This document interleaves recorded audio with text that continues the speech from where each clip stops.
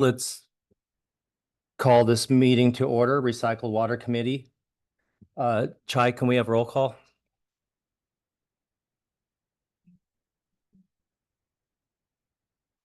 Pacific Grove, Veranda, Here. Castroville, Marina Coast, Here.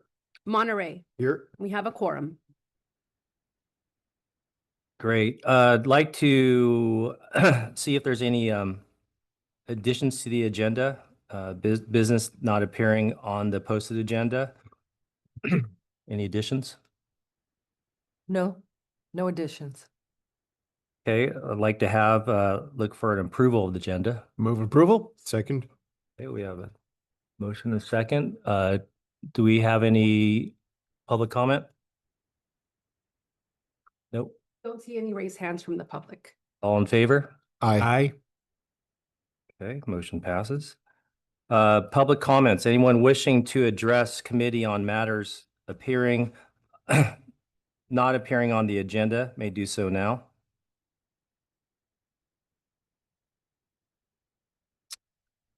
No comments. Okay, number 6A. Consider approval of recycled water committee minutes of April 17th. Move approval. Second. All in favor? Aye. Oh, you mean you got to the public? Oh. Okay, let's go out to the public on that. Nope. No public comment. Okay. Number 6B, Mr. Lindau, update on Pure Water Monterey expansion and Pure Water Monterey projects. Good afternoon, Chair and committee members. I'll perhaps start with the performance of water production today. So for recharge, again, since inception, 18,350 acre feet. For this water year, again, from July through the end of April, we're at 3,033 acre feet. So May, June is what it takes to get to 3,500. And it looks like we'll get there comfortably. For the golf courses, so Pure Water Monterey also provides water to the golf courses through Marina Coast. Same year-to-date number is 295 acre feet. So we'll start reporting on that also. We just do a quick hold. People can't hear us. Okay. People online? Yes. Okay. Jim, can you hear us now? Jim? I don't think you can hear me.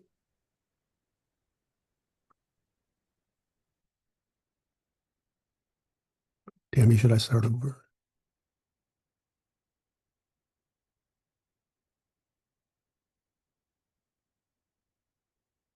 Sorry, should I start over now? Yes. Okay, good afternoon, Chair, committee members. Starting with some results for current water production. Again, there's a recharge. We're at 18,350 acre feet since inception. For this water accounting year, July through the end of April, we're at 3,033 acre feet year to date, with May and June left to get to the 3,500 goal. Looks like that'll be met comfortably. And in terms of the recycled water that is retailed to the golf courses through Marina Coast, the same year-to-date number is 295 acre feet year-to-date. In terms of expansion, the director's executive summary is still on budget, still on time. But let's get into some details again. So as a reminder, we have two construction packages worth about 45 million. The first one, AWPF expansion, that started construction in August of 2023. Injection well phase 4 started construction October of 2023. Next slide, please. Once again, the expansion project is primarily on site. It's a $17.5 million package. Through the end of April, it's 83% complete. Next slide, please. Okay, some more details. Previously, we used the expression for all the shutdowns and startups. It's like open heart surgery 60 times. Now that all of the different process units have been installed, plumbed up, the startup process includes what we call integration. That's the instrumentation SCADA process, so that all the new equipment, all the new valves, et cetera, can talk to each other. That's kind of like if you added a kidney, will the body accept the new kidney? And even though we've got 89% completion, the next couple months will be slow going during the startup process. We wanted to highlight for the entire program, the permit hearing for this expansion was held in April, and there were literally no public comments. No public showed up for the meeting, no public called in, no public sent in comments. So very nice to have a quiet moment. There were a couple interagency items that had to be coordinated, but Allison's permitting team has got us slated to be on the October Regional Water Quality Control Board agenda for the final permit for the program. Next slide, please. Again, some more action within the AWPF building. Next slide. Moving on to our other package. Again, this is the overview slide. Everything has been built. Really, the last components at the wells themselves to be installed are the motors. They're still, for the backwash pumps, the motors are still in storage at our driller's warehouse in Gilroy. Next slide, please. And this is an example of a nearly finished wellhead. So again, we have two new deep injection wells. Each well has its own electrical and controls building. And again, what you can't see there is the large 750 horsepower motors that will be mounted in place. Also wanted to pause another highlight in the last couple months. Johanna, who leads our grant management, she made our initial reimbursement request of the U.S. Bureau of Reclamation, so a federal funding grant of $10.3 million. We were kind of holding our breath with all the chaos at the federal level. That $4.6 million reimbursement request was paid in 2 weeks. So kind of a record for the program, and we're very pleased with that cash flow. Next slide, please. This slide highlights the fact that PG&E is also coming through for us. You can see the new transformer, a 21 kilovolt transformer and meter panel. It's going to be energized on May 29th. Again, for some of you board members, you may remember at one time PG&E was our critical path on some previous injection well packages. This time they're showing up on time. Real pleasure to work with. Next slide, please. So again, this right here shows to the upper left as you look over the city of Seaside towards Lovers Point there in Monterey. You can see that kind of zigzag line. That's the route of our pipeline up to the two storage tanks, the Marina Coast Tank Farm up there where we have a 2 million gallon recycled water tank. The final easement paperwork, both with Marina Coast and the city of Seaside, we see that all coming through by the end of May. Awesome. So very optimistic in how that's gone. Lastly, I'd like to just touch on the schedule, and if I could jump up to the schedule screen. Highlighted in the staff report. Maybe not going to be To the chair, if I may just ask, could it be easier for you to maybe use a mouse and that way the folks online can know what you're pointing at? I'll do it on this end. Oh, perfect. Perfect. Of course. I didn't highlight when we were talking about the AWPF expansion, is we feel the contractor needs more time to do all of those startups in an orderly, efficient manner. Kind of the don't run with scissors concept to starting up the plant. So we're going to be giving that contractor 2 to 3 more months of time so they can finish that. Right now, in discussions with the contractor, the change order hasn't been signed by the contractor yet. We're thinking it may actually be more like 3 months. The schedule you see here reflects a 2-month So when I generated this schedule, I showed a 2-month slip in the AWPF substantial completion deadline. And that's a term in the contract documents. Substantial completion is important, and generally that's when the owner gets beneficial use. So basically everything should be working. And then between substantial completion and final completion, that's when you do the punch list items, all the wrap up paperwork. But you can see even moving the substantial completion for the AWPF project by 2 months, by the end of June, it's still getting done 2 months before injection well phase 4 is done. I think the next time you see this schedule, we'll probably have it moved 1 more month. So the substantial completion for AWPF will be end of July. Substantial completion for the injection wells will be end of August.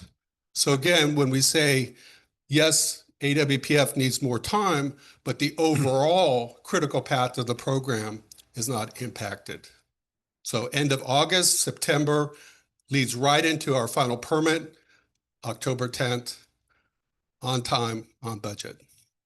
With that, maybe open it up to questions. Go ahead. So I suppose this is a question I should have asked some time ago. Obviously, this plant is a complex piece of equipment, and if you extend the idea of the plant all the way out to the injection wells, it's an even more complicated system. And I know we have a lot of sensors that feed data into the SCADA system so that we can detect faults in the system, we can monitor how it's operating and so forth. Of course, probably all of us own a very complex piece of equipment called a car with lots of sensors in the car.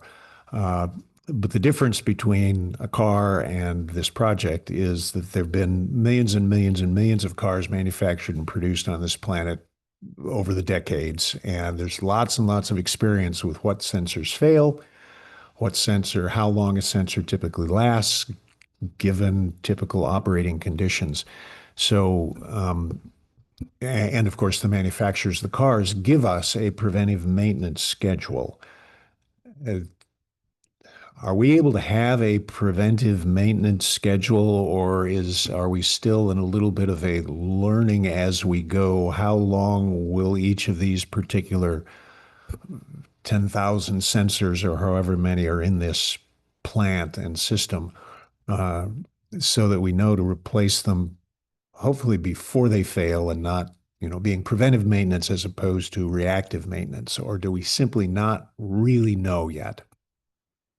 I could let Tammy respond because the maintenance folks who work hand in hand with the operations folks all roll up to her. Right, so we'll talk about the base project. The base project, all of the assets basically came with manufacturers' requirements as far as PMs. So those got initiated and put into our CMMS when the base project went in. And I'm sure the same thing will happen with the expansion. Now, that being said, it is a learning situation. In fact, last night we had crews there till 2:30 because there was a PG&E power bump and basically took everything offline. And so we are diligently working with all of the instrumentation and controls to prevent that from happening again. But I won't ever say that it won't be a learning environment. And sort of a follow-up, your staff, of course, staying up till X hours in the morning doing this work, they're focused on that work. Do you have the staff capacity, and do you give them the time, for instance, when let's say the manufacturer says sensor X should be replaced once a year, and we find out sensor X goes bad 9 months from its last install date. Are we keeping a record of those incidents in a sort of comprehensive way so we can both make sure we pass our lessons learned on to future folks working for the district, and also provide feedback to the manufacturers of this equipment so that they can, if sensor X really should be replaced every 6 months, they learn from this experience too. Yes, so that's basically asset management and it is captured in the CMMS. And so you're right, if the manufacturer says it should be replaced X and we're finding, like right now, our otter strainers have to be cleaned and more often than not because of the water that we're taking in. And so we modify our operations based on the existing operations. Okay. Thank you. Questions, Director Williamson? So you had mentioned, thank you for the presentation. You had mentioned that we'll be going back in front of the Regional Water Board in October regarding the permit. And I'm just wondering, on the Gantt chart, you have it looks like it goes all the way through to December. So I'm wondering if that's DDW that we're waiting for at that point. or- No, to get to the regional board, we have to go through DDW. So Allison is within arm's reach of what they call conditional approval letter, and that allows the regional board to set up the permit and start their process. What we're showing as December is the worst case. So there's another board hearing. There's actually a board hearing in August, October, December. And we were pushing for August. Looks like Allison recently chaired a big powwow with DDW and the regional board and our entire permitting team. We were shooting for August. Now looks like October. December board hearing is the worst case fallback. But October is looking very, very good. Okay. So that's why with confidence, we say October will have everything we need. You know, as with anything where you're relying on a regulatory agency, it's outside of our control to some extent. So I think Dave's, schedule showing December, that's the contingency, I would call Sure. it. If things, for example, we're going to go through another public review process when the draft, or they call it a tentative order for the Regional Water Quality Control Board, it gets published and it's sort of spread out to the public to look at again. So there are instances where we could get comments from the public during that public review period, and that's what could cause the October board meeting to be delayed till December. Okay. But we expect October because in terms of the internal side of what's going on at the Regional Water Quality Control Board, staff-wise, and Division of Drinking Water has said that schedule is reasonable. So we feel really comfortable with the October at this point. And it's important to note that this type of permit from the regional board has no curing period, that the next day you're good to go. Okay. And then what do things look like in between substantial completion and permitting and or the finish out of the punch list? I mean, and I think really where the base of my question is as it relates to starting to take in additional water, what does that look like? I'm imagining we'll be taking in some as we're testing things out, but does that permit us to take anything in a substantial way greater than that? Yeah, so we talked through our startup and commissioning process for both the expansion at the AWPF and at the injection wells. And really what Division of Drinking Water is concerned with is us having our permit in hand before we start to inject substantial quantities of water into the deep injection wells, the two new deep injection wells. That doesn't prevent us from actually using the existing deep injection wells at a higher capacity for a few days, producing higher volumes from the AWPF to test all those systems out. She's indicated that our regulator has indicated that's fine to do. It's really about how much we're putting into the new deep wells that they want to make sure that we have that permit in hand. Awesome. Awesome. And don't forget, there's only about a 5-week period from substantial completion of the injection wells to when we get the permit. So that package will have to stay under the tree for about 5 weeks before we can. I like presents. So the anticipation. No, that's it for me. Thank you. Great. Any more? I have a question, Dave, on terms of the power PG&E, has got everything set up. Do we have backup to that, to PG&E? Or I know it's not as critical as wastewater, but is there going to be any? There is no emergency power per se, as in a generator. Is that? Yeah. Sort not out at the injection wells, no. Okay. They are set up for quick coupling to rolling mobile generators, of which, M1W is pretty good at, dealing with that situation in its different pump stations, et cetera. So if something were to happen, then the plant, the AWPF would have to shut down then until power is restored if the injection wells lost power. That is Correct. correct. Yeah.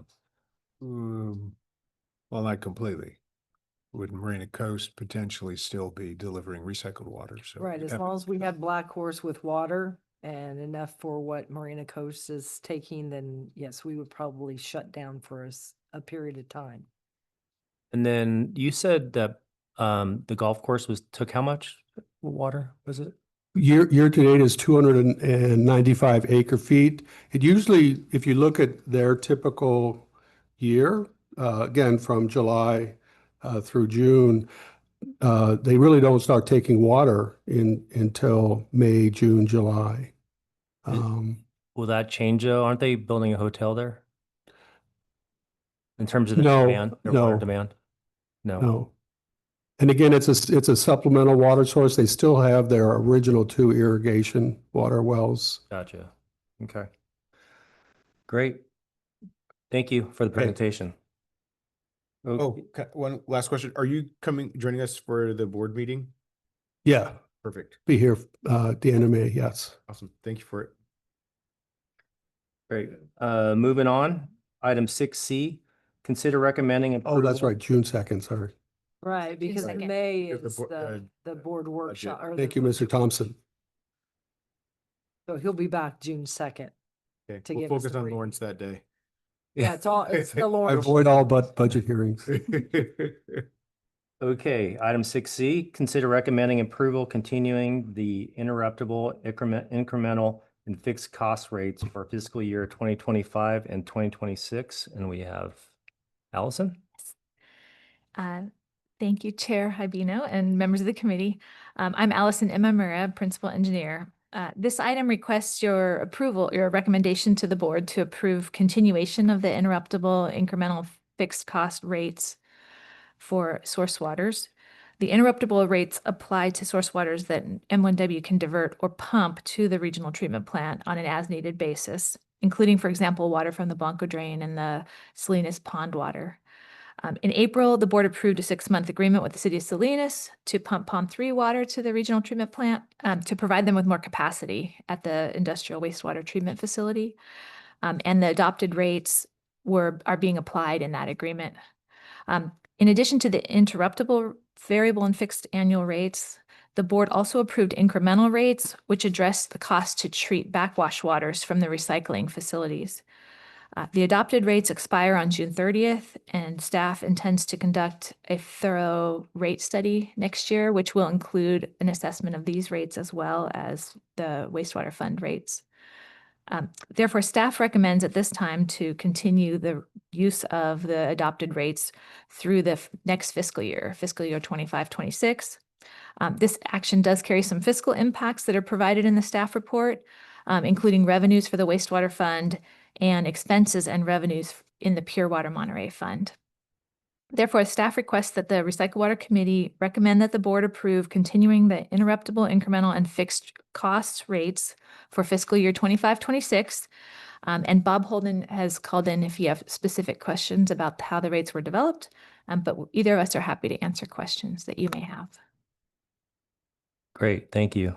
Committee members, questions? No questions here. Okay, so I have a question on, was it the city of Salinas when they would have to pay to dispose of that water to in terms of transfer that water over to you guys, to us. And then if someone else were to use that water, decide to use that water, they would take over that payment, correct? That's the way the 6-month agreement was structured. Okay. Yeah, that was it. Thank you. So you guys have no questions? Move approval. I'll second.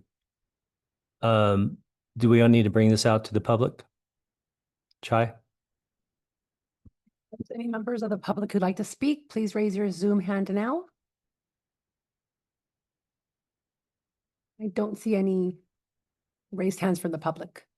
Okay. So we have a motion and a second. All in favor?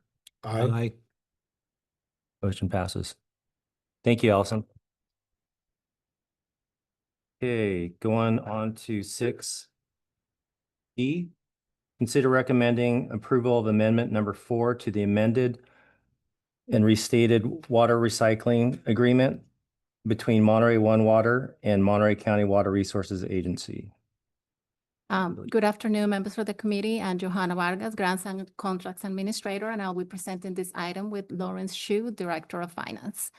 In October 2026, Monterey One Water Board of Directors approved the amended and restated water recycling agreement.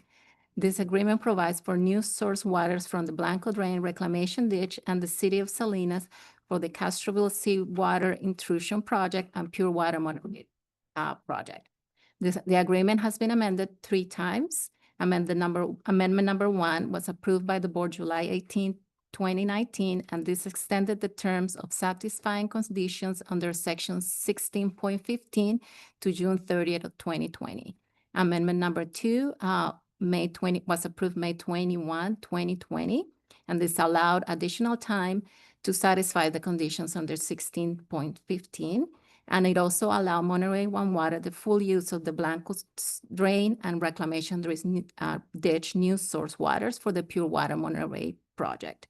Amendment number 3 was approved June 28, 2021, and it outlines certain conditions for the new source water facilities that would only take effect once several conditions outlined in section 16.5 were met. In 2023, at the request of the Monterey County Water Resources Agency, the County of Monterey Auditor Controller's Office engaged GPP Analytics to conduct a financial audit of expenses charged by Monterey One Water to WRA related to the production of and distribution of recycled water and river water. On August 13, 2024, the Monterey County Board of Supervisors accepted this final audit prepared by GPP. The final audit was also received by the Monterey One Water Board of Directors on August 26, 2024. This audit included a set of findings and recommendations, one of which was to update the agreement to hold both parties more accountable and promptly bring awareness to any problems managing the agreement to both parties' Board of Directors. To comply with this finding, Monterey One Water and WRA staff has been engaging in talks since December 2024 to update sections 7 and 8 of the amended and restated water recycling agreement. Good afternoon, Chair and members of the board. And today I'm going to highlight some of the major changes to section number 7, budget and payment, and section number 8, accounting and reporting. Section number 7 includes definition of capital outlay and capital project. Capital outlay refers to labor and materials to perform major maintenance and equipment purchase. Capital project refers to labor contract and material to improve existing infrastructure and create new infrastructure. The preliminary budget, including operation and maintenance, capital outlay, and capital project are due to WRA on January the 15th of each year. And the final budget is due to WRA on January 30th. And the budget for capital outlay, this is something new this year, is budget for the capital outlay and capital project will include scope of the work, estimate cost, and work schedule broken down by quarters, and the second year forecast. Now we look at the second bullet, the invoicing and payment schedule for the O&M and capital project. M1W will submit an invoice to WRA for 50% of the operation and maintenance budget in July. And the remaining 50% will submit an invoice in January. In addition, this session requires M1W to submit a quarterly invoices for the capital expense for each of the project with supporting documents. Now we look at section number 8, accounting and reporting. Section number 8 discuss the proposed process on the development of a cost allocation plan. The cost allocation plan will include capital outlay. Let me repeat once again, the cost allocation plan will not include capital outlay, capital project, and direct costs such as debt service payment. The indirect cost rate for both fiscal year 2025 and fiscal year 2026 are 14.5%. Again, the calculation of 14.5% only include the operation and maintenance budget. It does not include the capital outlay and the capital project. At the end of the fiscal year, the indirect costs will be reconciled. Now we look at the second bullet. The copy of the M1W annual audit report will be provided to WRA by January 31st of each year. In the event any delay in the audit process, M1W will notify WRA by December the 15th. In addition, M1W will also provide quarterly report on the capital outlay and capital project, detailed by the expenditure of each project. And this concludes my presentation. And now we look at the final recommendation that the Recycle Water Committee recommend the Board of Directors to approve Amendment number 4 to the amend and restate water recycle agreement between Monterey Water and the Monterey County Water Resource Agency. And this concludes my presentation. I'm happy to answer any question that you may have. Great. Thank you, Lawrence. Questions? Director Moore. So I do have a question, even though I'm supportive of forwarding this to the board for potential approval. In the original agreement, section 1615, which one of your slides referenced, there are 6 so-called conditions precedent. And the staff report says that some of these still have not been met. I know clearly some of them have. Which are the problematic ones? So 1 or 2 have been satisfied. 3, 4, and 5 are pending, and we haven't done anything with number 6.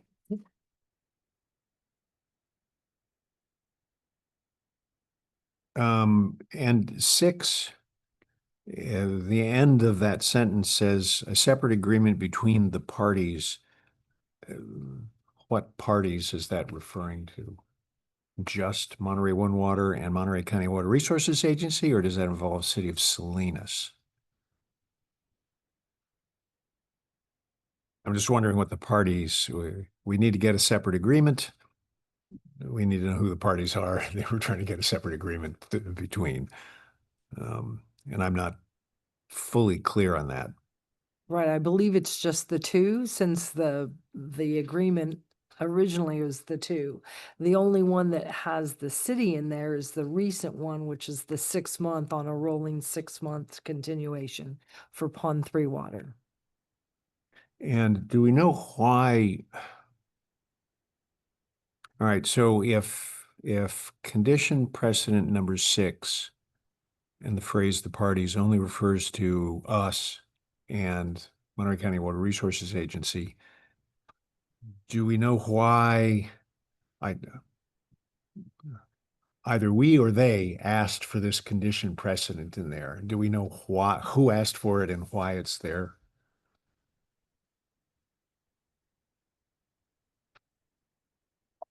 Of course, we can toss that to our I attorney.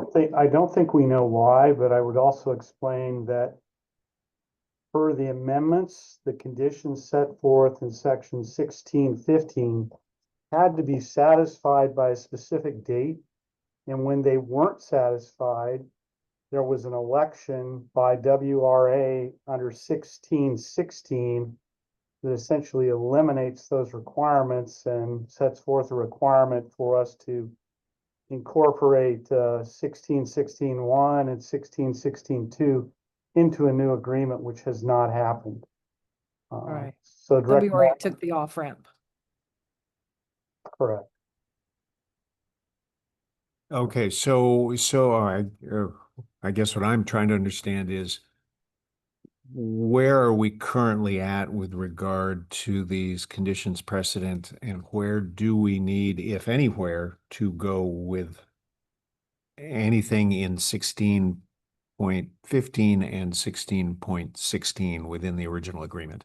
That would Those have to be, conditions are essentially moot at this point. You don't need to do anything with respect to them. yeah, so they had a date and so WRA chose not to, they basically took the off ramp. So they're basically null and void at this point in time unless there's another agreement. So we're good to go. Yeah. Basically. And we don't have to worry about those conditions precedent and going forward in the future. Correct. For 1616, yes. All right, thank you. Director Williamson. In the original agreement, section 4.01 identifies that the growing season, it speaks to the growing season, and it's not clearly defined what that means. Is there clarity given around the time frame as it relates to the growing season? So I think in the past, we've always used the growing season as to when they're using the water the most, which is June picks up high in July and August and September.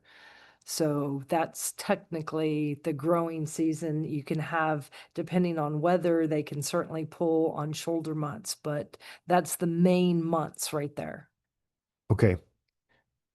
Okay. I feel like there's some ambiguity with it, and I just wonder if over future iterations we can work on trying to develop some clarity around defining what that means. Hypothetically, let's say the growers want to grow in the winter. Does that extend all year around? I think just having that clarity around what that means, I think would be helpful as we move forward. Right, we certainly can for next iterations, but this iteration was a group of people working together to modify 7 and 8 as a result of the audit to make sure that there's more communication and more documentation from both entities going back and forth. So that's the whole objective of what we're bringing to you now. They're taking it to their board. I believe that it got moved to June 10th for their approval. So it's just the two entities. Now, keep in mind, WRA took the off-ramp, right? And so, and this is kind of a different subject, but the fact of the 6 month that we're having rolling, they have pretty much first right of refusal for that Pond 3 water if they don't need it. And so, it's kind of a challenge working with the entities because of that off ramp on the 1660. But we're working through it because we want to be partners, et cetera. So as you guys know, we're taking 1.5 MGD from Pond 3 at this point in time to help the city. So that's a completely different agreement than this. This agreement is only for our two agencies, WRA and ourselves. And just to clarify, you said June through September-ish is where we're looking at. Thank you for that clarification too in regards to the focus of this amendment. I just figured while we were talking about it, I wanted to gain some clarity on that. Okay, we've got that. And then I was trying to search on the M1W website for the agreement and its amendments, and it was I couldn't actually. I walked away not finding anything. So maybe it's user error, and I'm just maybe not adept in finding it. But I think it would be helpful to make sure that this is somewhat publicly available for folks on our website. So I'm not sure if that's something that we can look at doing. And then the last thing I would throw out is it would be great to get a copy once it's finalized and signed by both parties for the whole board's. Right. In fact, last I heard, there were still some modifications going on between our group and, on the agencies. And as soon as it gets finalized, it certainly will be passed to you guys. And we'll make sure that it is on our website with the other 3 previous amendments and the original Thank agreement. you. Love you for it. Thank you. Director Moore. And just one follow-up about 1616. So the third provision in 1616 says that we collectively, with the County Water Resources Agency, we will incorporate the provisions of 1616 in a separate agreement should 1616 become operable. Well, if 1616 is operable, is that separate agreement one of the amendments? No. No, there's no agreement right now, as far as WRA having access to the source waters because they took the off-ramp. And so it's basically until there's an agreement specifically for coming back in, which would then entail paying for capital, et cetera, for installing that equipment, then that off-ramp basically they have not paid for that. And so that would be a whole separate agreement and is not part of Amendment 1, 2, or 3. Well, Tammy, can I just clarify a little bit? Because Sure. this is really Paul's working on this and the general manager, Shudo and others are working on this. After WRA elected to exercise its rights under 1616, there has been ongoing discussions about the need for a new agreement, et cetera. President Williamson, as you noted, I mean, the ag season is one ambiguity in this agreement, and you can find dozens of them in here. So Paul and staff are in the process of working on the water rights piece of this as referenced in that new agreement provision in 1616. But the need for the amendments of the accounting sections, sections 7 and 8 took precedent over that, and that's the amendment that was before you today and will be in front of the board. So Paul is working on with WRA on the amendments to this agreement to effectuate 1616.3. So that's an ongoing process. Thank you for that explanation. Yeah, I thought seemed like something should have happened or should be in the process of being made to happen under 1616.3. Thank you. And I'll move approval. And I'll second, and just kind of one quick final comment. This is a good thing. I mean, I want to rain on the parade. I think I appreciate staff from both agencies on working on this to help keep business going. And I look forward to the continued work to help solidify some of those conflicting points and making sure that we're finding space to work better together. So Great. Thank you, Lawrence. So I have a question. I know you guys have been doing a lot of collaborating, but on one of the reporting, maybe capital improvements, is it a monthly? You have to report on that monthly, or is it This will be a quarterly report for quarterly. the capital project and the capital outlay. And they specifically require the capital project and capital report will be divided by each of the project. And there's nothing monthly? There's no monthly. The monthly will be on the operating and maintenance. There will be a monthly operating and maintenance report to the WRA to make sure that we stay within the budget. So with all this new reporting, which I think is great, it's necessary for transparency. Will the staff be able to handle all this reporting? Do we have the staff to handle that? And this will require additional effort coming from the engineering department and the finance department to make sure that we'll be able to provide the report that they need. Okay. And then I have one more, the 14.5% cap on the indirect costs. What happens if we go over that? I mean, how will we pay for that in terms of? The 14.5 is right now is based on the operating and maintenance. So that means if our operating and maintenance go over the budget, then that means they are going to pay more. If our operating and maintenance is below the budget, then they will be paying less. So there's a year-end, after the year-end closing, there will be a true-up adjustment process to adjust any overage or under the budget situation. Great. Thank you. Any more questions? Do we have any comments from the public? Chai? I don't see any raised hands from the public. Okay, so we had a motion and a second. All in favor? Aye. Motion passes. Thank you. So we move on to staff reports. So I just want to share with you that SVRP right now, we're basically averaging about 14.8 or 15 MGD. SRDF, we're pulling quite a bit. Earlier in the month, it was 12.5 MGD, and just this last week, it was closer to 15. So doing really well there. In the meantime, staff is also working on the glitches as of last night. And of course, this is the time for regulatory reporting. And so we've been busy with compliance working on that. And then, as you guys know, the budget for this fiscal year is coming to an end. So we're wrapping up and trying to finalize our budgets and what you guys, the monies that you allotted to us, and make sure that we've expended it on what we've said we've going to.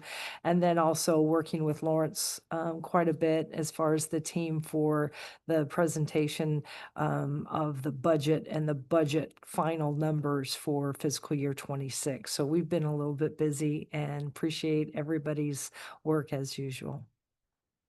Great. Thank you, Tammy. Matt, anything? Allison, anybody else, staff? No, I don't have any update, except the budget will be presented on next Thursday. That's right. Okay.